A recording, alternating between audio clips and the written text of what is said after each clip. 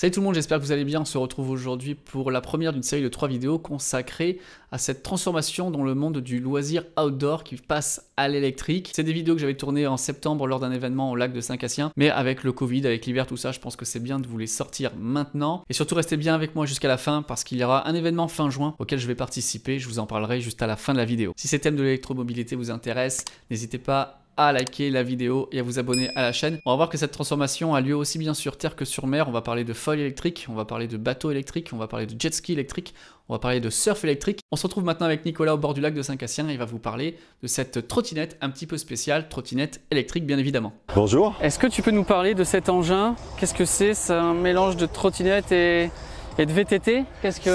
C'est exactement ça. C'est une trottinette tout-terrain à assistance électrique. Donc le mélange entre le meilleur des deux mondes, le meilleur de la trottinette électrique et le meilleur du VTT avec une orientation quand même VTT décente. Ok, donc voilà. Qu'est-ce qu'on peut faire avec ça?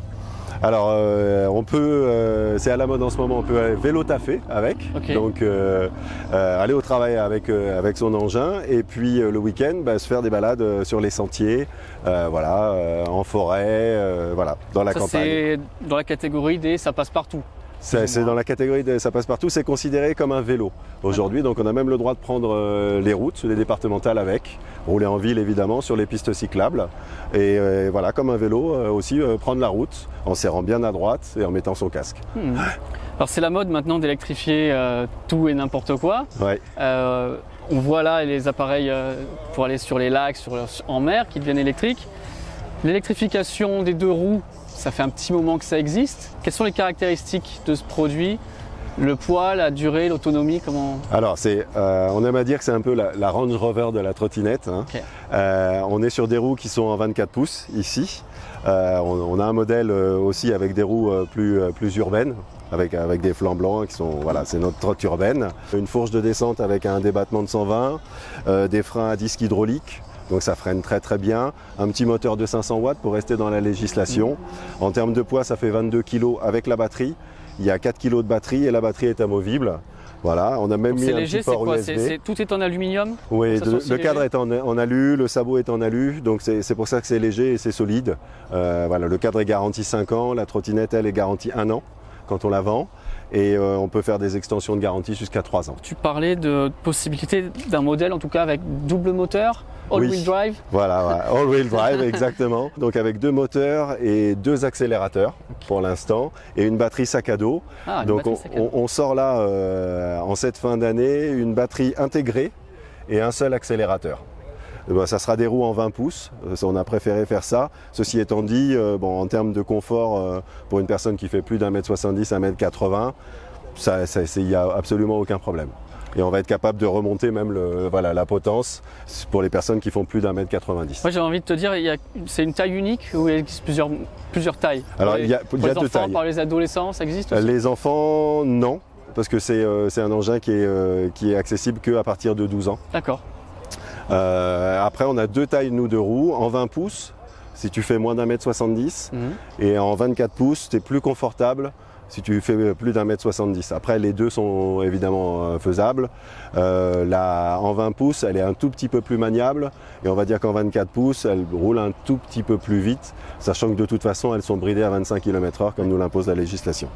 Alors ça c'est batterie amovible comme tu l'as dit? Oui, tout à fait. Combien de temps de charge, combien d'autonomie si je fais vraiment le casse-cou en forêt ou si je fais de la ville pour me rendre à mon travail? Alors en roulant paisiblement à 10-12 km/h, on va avoir une autonomie de 25 à 30 km. En faisant le casse-cou, en étant beaucoup en off-road, on va avoir une autonomie de 20-25 km. Ça se recharge en 3h30 sur une prise standard.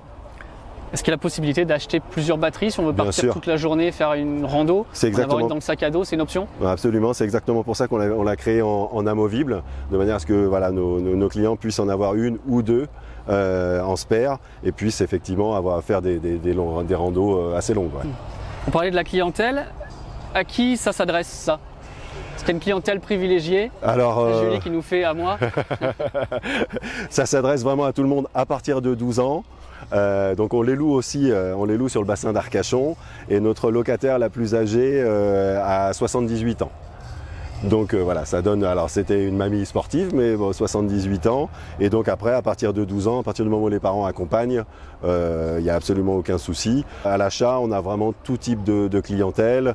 On a des retraités pas forcément sportifs, mais qui aiment bien aller se balader, ceux qui peuvent pas forcément faire de vélo pour des raisons de santé. On a des gens qui vont vélo taffer avec, et puis on a des gens on a des clients voilà, qui nous achètent principalement des 2-2 pour aller s'éclater le week-end avec les 2 roues motrices. Avec les 2 roues motrices, on peut s'attaquer à des côtes de 6 à 8%. Ouais.